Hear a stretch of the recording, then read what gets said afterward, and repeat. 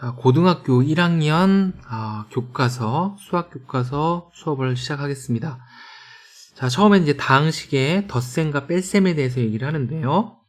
자, 다항식을 어떻게 정리하면 좋을까에 대한 얘기를 합니다.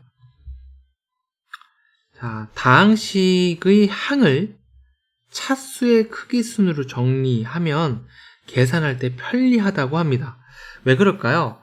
자, 우리가 어떠한 x제곱 더하기 2x제곱은요 3x제곱이라고 이렇게 쓸 수 있습니다.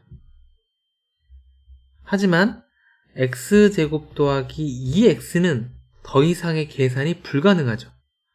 어떠한 놈하고 어떠한 놈을 우리가 차수로 이렇게 정리해 놓으면요 덧셈을 할 때가 굉장히 편해져요. 그래서 우리가 같은 놈들끼리 잘 눈에 보이게 하기 위해서 이렇게 차수의 크기 순으로 정리를 한다는 겁니다. 그래서 차수가 높은 항으로부터 차례대로 나타내는 것을 그 문자에 대해서 내림차순으로 정리한다라고 하고, 차수가 낮은 항부터 차례대로 나타내는 것을 그 문자에 대해 오름차순으로 정리한다. 자, 이렇게 얘기를 한다고 합니다. 그래서 지금 여기 있는 것처럼 얘를 뭐 내림차순으로 또는 오름차순으로 정리하는데, 보통은 우리가 내림차순으로 많이 정리를 합니다. 그래서 차수라는 것은 여기 있는 지수에 해당하는 값이 가장 큰 값이 차수가 높죠. 그래서 높은 차수부터 낮은 차수로 정리를 해나갑니다.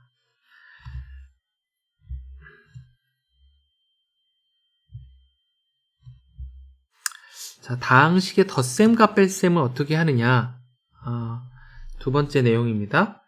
역시 여기는 이제 동류 항끼리, 같은 항끼리를 모아서 정리를 하면 된다는 거죠.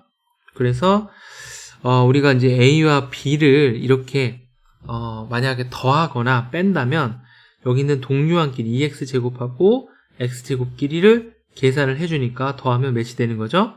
3x의 제곱이 되고, 또 3xy랑 xy를 빼니까 2xy가 되고, 근데 마지막으로 y제곱하고 여기는 y제곱을 계산하니까 더하기 y제곱이 되겠죠. 그래서 우리가 이제 동류항끼리 이렇게 순식간에 계산할 수 있어야 돼요. 얘네처럼 이렇게 이쁘장하게 쓰는 거는 처음 한 번은 좋지만 나중에는 선생님처럼 이렇게 암산이 가능하도록 해줘야 되겠습니다. 자, 그래서 우리가 다항식의 덧셈에 대해서 설명을 했습니다.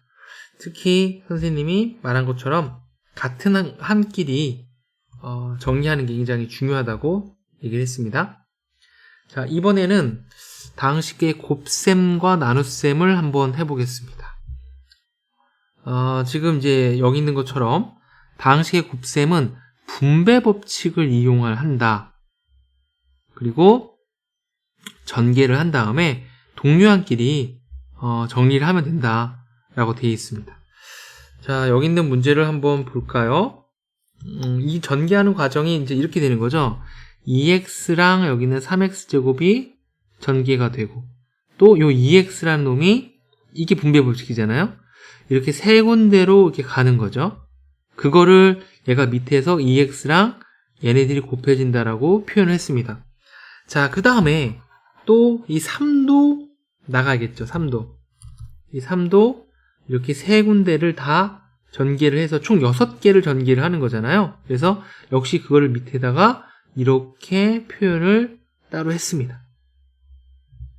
그래서 전부 다 얘네들 전개를 한 다음에 여기서 보니까 같은 항, 여기 보니까 마이너스 4x제곱하고 9x제곱이 동류항이므로 5x제곱이다 라고 이렇게 동류항끼리 전개를 했습니다.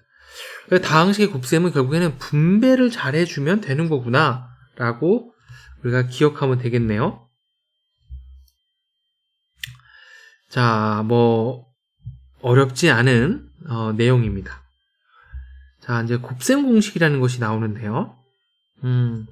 자, a 플러스 b의 제곱을 어떻게 할 것이냐. 물론 우리가 중학교 때 다 배웠던 거지만, 자, 우리가 이것들을 외우는 것도 중요한데 더 중요한 것은 얘가 뭐요? 분배 법칙에 의해서 된다는 것을 다시 한번 봐줘야 됩니다. 자, 이게 분배하면 어떻게 되죠? 그래서 a제곱이 나오죠? 그 다음에 이렇게 하니까 ab가 나오죠? 그 다음에 이렇게 하니까 또 ab가 나오죠. 그래서 2ab가 되는 거잖아요. 누가 왜 이게 2ab냐고 묻는다면 이게 전개했을 때 ab가 2개 나오지 않냐. 그 다음에 더하기 이렇게 b제곱을 써주면 되겠습니다. 그래서 우리가 이 곱셈 공식이라고 해서 외우는 것이 중요한 게 아니라 순간적으로 이거를 암산해서 전개를 여러 번 해봐야 돼요. 이 암산 능력이 굉장히 중요해요. 그래야 조금 문제가 변형되고 어려운 문제 나왔을 때도 잘 풀 수가 있게 되는 겁니다.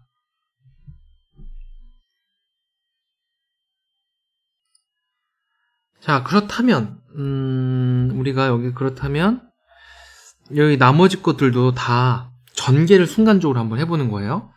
자, 여기는 왜 마이너스가 될까요? 왜 마이너스 2가 될까요? 당연히 a-b라는 걸 2개 쓰고 나서 이렇게 전개했을 때 뭐가 되는 거야? 요 마이너스랑 함께 곱해지니까 마이너스 ab가 되고 이게 함께 곱해지니까 마이너스 ab가 되잖아요. 그래서 마이너스 2ab가 되는 거죠.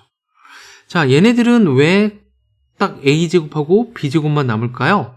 중간에 이게 플러스가 되니까 이거는 플러스인데 얘는 여전히 마이너스니까 2개 사라지겠죠. 그래서 당연히 a제곱 마이너스 b제곱이 됩니다. 여기는 왜 중간은 더하고 끝에는 곱할까요? 당연히 x 더하기 a랑 x 더하기 b라고 썼을 때 여기 이렇게 하면 bx가 되고 여기는 ax가 되니까 당연히 중간은 더하고 끝에는 당연히 곱해질 수밖에 없는 겁니다. 자, 외우는 게 아니라 순간적으로 분배 법칙을 하는 거다라고 이해하는 게 더 좋을 것 같아요. 자, 4번은 굳이 그냥 전개하면 되는 거기 때문에 굳이 이거를 이렇게 식으로 표현할 필요는 없을 것 같습니다. 자, 그 다음에 여기 있는 다음을 통해서 a 플러스 b의 그리고 c의 전체 제곱이 왜 이렇게 되는지를 한번 확인해 보자 라고 되어져 있어요. 역시 여러 가지 방법이 있는데 첫 번째로는 우리가 분배 법칙이라는 걸로 얘네들을 전개를 해보는 겁니다. 자, 그래서 여기다가 또 한번 a 플러스 b 플러스 c라고 쓰고 이렇게 두 개를 쓰는 거죠. 생각해보면 너무나 당연하지 않나요? 왜냐하면 이렇게 전개했을 때 a제곱이 등장하고 또 이렇게 전개했을 때 ab가 등장을 할 텐데 생각해보면은 ab가 두 개 있을 수밖에 없어요. 그렇죠? 그래서 2ab가 있을 수밖에 없다는 거죠. 이런 식으로 마찬가지로 대칭성에 의해서 b제곱도 그럴 수밖에 없고 c제곱도 그럴 수밖에 없고 나머지는 2ac, 2bc처럼 얘네들이 순환하면서 되는 모든 값들이 다 두 개씩 있을 수밖에 없다는 거죠. 그래서 얘네들이 전개했을 때 나올 수 있는 총 9개가 있는데 그 9개가 하나, 둘, 셋, 그 다음에 이렇게 6개 해서 총 9개가 나온다는 거예요. 자, 이렇게 분배 법칙으로 증명해도 참 좋겠는데 교과서에서는 얘를 이런 식으로 쪼개서 표현했습니다. 자, 이 쪼개서 표현하는 것도 반드시 알고 있어야 돼요. 그러니까 우리는 어떠한 것들의 수식을 이런 식으로 그림으로 표현하는 것들을 통해서 증명을 많이 하고 있어요. 그래서 a 더하기 b 더하기 c라는 걸 한 변에 길어 놓고 a 더하기 b 더하기 c라는 걸 한 변에 길어 놨을 때 이 사각형이 결국에 뭘 의미한다는 거예요? 이 a 플러스 b 플러스의 c의 제곱을 의미한다 라는 겁니다. 자, 그러면 다시 한번 정리. 우리가 이렇게 a 플러스 b 플러스 c의 제곱을 만난다면 처음으로 생각해야 될 것은 얘를 분배 법칙으로 전개하는 게 필요하구나. 그죠? 다음 두 번째로는 얘네들을 넓이의 관점으로도 표현할 수 있겠다. 그렇죠? 그랬을 때 여기에 당연히 a제곱 같은, 그리고 b제곱 같은 c제곱도 나오지만, 그리고 여러 가지의 다른 값들도 일단 나올 수가 있겠죠. 자, 이렇게 두 가지를 방금 내용을 통해서 정리할 수 있었습니다.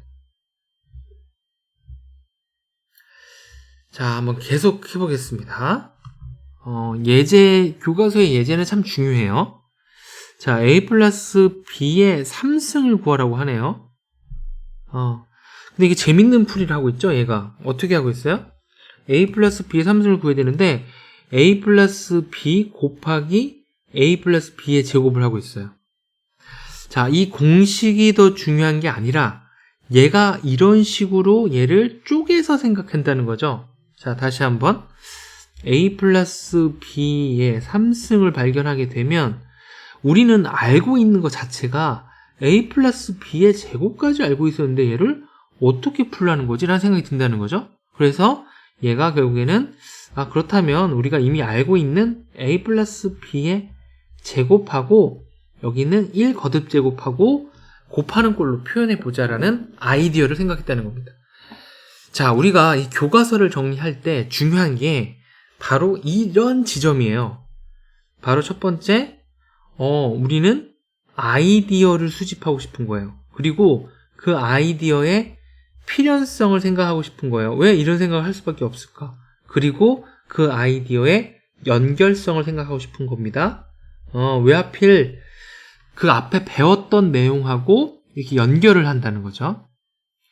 그런데 우리가 어떤 문제를 풀 때 정석으로만 풀 수 있는 건 아니고요. 패턴도 알고 있어야 되고 어느 정도의 암기도 알고 있어야 돼요. 근데 이 암기가 패턴이라고 보면 참 좋아요. 그래서 얘네를 다 정리했더니 이런 식의 답이 나왔대요. 그러면 이제 우리가 왜 하필 이렇게 나왔을까를 직관적으로 한번 몇 가지 방법으로 한번 생각해 보겠습니다. 자, 첫 번째로는 당연히 A3승이 등장할 것 같아, 처음에. 왜죠? 이게 3승이니까 A3승이 우리가 분배 법칙에 의하면 A라는 것이 이렇게 있고 이걸 이렇게 전개를 하잖아요. 그러니까 A3승이 당연히 등장할 수밖에 없겠죠. 자, 그 다음에는 A제곱 B가 등장한다네요. 그리고 A, B의 제곱, 그 B3승이래요. 자, 이렇게 다 보고 나니까 좀 어떤 생각이 드냐면 A3승이라는 값은 계속 작아지고 있다. 그리고 여기 나중에 없어지네요. 자, 그리고 B의 값은 점점 지수가 커지고 있다. 그리고 3이라는 거기 때문에 앞에도 3, 이 앞에도 3이겠구나 라고 생각을 한다는 겁니다. 자, 이걸 통해서 다시 한번 A 더하기 B의 3승을 구하라고 한다면 A 더하기 B의 전체의 3승을 구하라고 한다면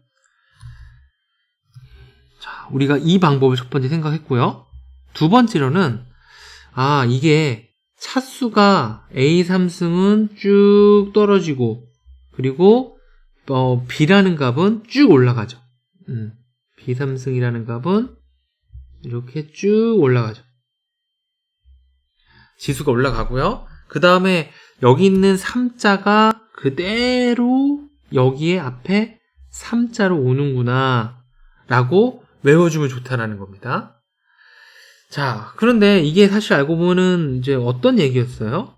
A 플러스 B가 무려 이렇게 3번이 곱해지는 꼴인 거고 얘를 분배 법칙을 할 수 있어야 돼요. 이게 고등학교 2학년, 3학년 때 나오는 확률 통계에서도 좀 관련이 있기 때문에 이 방식을 또 한번 생각해 보겠습니다. 자, 그러면 이게 A 이렇게 곱했죠. 그러니까 당연히 A 3승이 나오죠. 그 다음에 누굴 곱해야 돼요? 그 다음 후보는 A, B죠. 이게 바로 A제곱 B입니다. 자, 그런데 이 A제곱 B가 왜 3개나 나올까요? 전개를 해봤을 때. 우리가 생각해보면은 A, B를 선택해서 곱한다라는 관점으로 본다면 알고 보면은 이렇게 3개의 바구니가 있는데 나는 A, B를 뽑을 수도 있지만 A, B, A를 뽑을 수도 있고 B, A를 뽑을 수도 있다. 자, 이런 식으로 관점을 보니까 총 3가지가 나오지 않겠느냐라고 생각할 수 있습니다. 그러니까 우리가 아까 처음에 얘기했던 이 3이라는 것이 사실 이 3개라는 것과 같은 거고, 그러다 보니까 얘네들이 3가지로, 하나, 둘, 3가지로 나올 수밖에 없겠구나 라고 이 곱셈 공식을 생각할 수 있다는 겁니다. 지금 제가 말하고 싶은 것은 단순하게 외우는 게 절대 아니라는 거예요. 실제로 전개도 하고 패턴도 알고 그런 다음에 나중에 의미까지도 이렇게 알아간다는 겁니다. 자, 또 너무 중요한 2번째 이 예제 문제도 보겠습니다.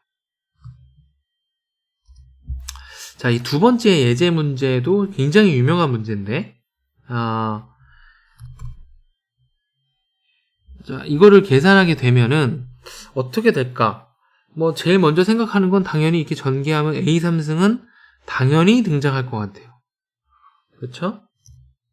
그 다음에 또 생각해 보면은 이렇게 A제곱 B도 하나 등장을 할 텐데, A제곱 B라는 것이 가만 보니까 여기에서 사라지네요. 우리가 동류항을 계속 찾는 게 중요해요. 여기 보니까 A제곱 B가 사라지네요.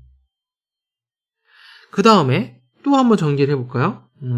또 한번 전개해서 이번에 A, B제곱을 한번 썼어요. A, B제곱. 자, 이번에는 이거를 전개하니까 또 어때요? A, B제곱이 사라지네요. 그러다면 마지막을 전개하니까 B제곱이 B3승이 딱 남네요. 그래서 이 문제의 답이 A3승 더하기 B3승이 되는 거죠. 그렇죠. 자, 이렇게 전개할 수 있는 능력도 반드시 갖고 있어야 돼요. 근데 선생님이 전개했을 때 어떻게 전개했나요?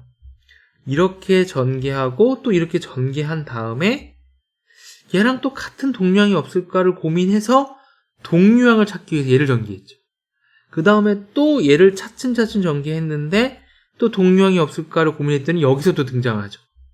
그래서 또 사라지게 되고, 그 다음에 뭐 마지막 남은 건 할 수 없이 6번째인 얘를 전개한다는 거예요. 자, 이 전개를 하는 연습을 계속 해줘야 됩니다. 자, 우리가 암기도 좀 해야 되는데 이건 너무 유명한 식이라서 자, A 더하기 B 그리고 A제곱 B제곱. 자, 이런 것들을 추론해 본다면 당연히 A3승하고 B3승은 등장하게 될 겁니다. 근데 이제 이 마이너스 때문에 이 마이너스가 중간을 사라지게 한다라는 것을 조금 방금처럼 한두 번 전개를 통해서 이거 사라지는 놈인데? 하고 A3승 더하기 B3승이라고 암기해주면 좋다는 거죠. 자, 오늘 첫 번째 우리가 분배 법칙을 통해서 이러한 것들을 공식들을 한번 유도하는 걸 연습해봤습니다. 다시 한번 얘기하지만 그대로 외울 것이 아니라 얘네들을 항상 전개를 통해서 빠른 암산, 그죠? 빠른 암산을 통해서 얘네들이 그럴 수밖에 없다라는 생각을 계속 반복을 통해서 가져줬으면 좋겠습니다. 자, 오늘은 여기까지 하고요. 자, 숙제는 오늘 선생님이 했던 이 필기들을 정확하게 따라 쓴 다음에 백지에 놓고요. 어떻게 하냐면 우리 영어 단어 외우듯이 왼쪽에는 예를 들면 뭐 A 플러스 B 3승을 딱 봤을 때 오른쪽에 우리가 뭘 생각해야 될지를 적어보는 거예요. 그러니까 왼쪽만 우리가 오늘 공부했던 것들을 필기한 다음에 왼쪽에 이런 걸 만났을 때 선생님이 이러한 거를 떠올리려고 했는데, 그리고 선생님이 얘기했던 거를 다 왜 그랬더라 하고 이유도 한번 적어보세요.